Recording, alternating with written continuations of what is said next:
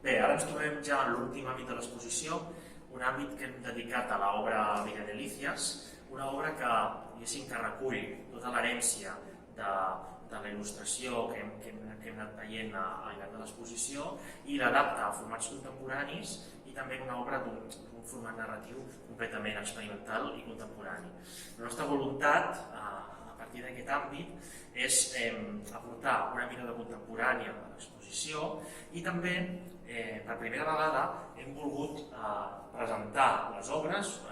un conjunt de dibuixos originals realitzats pels mateixos artistes que han il·lustrat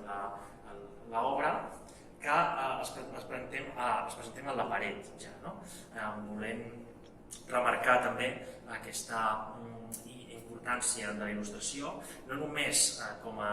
acompanyament del text, sinó també com a objecte artístic per si mateix.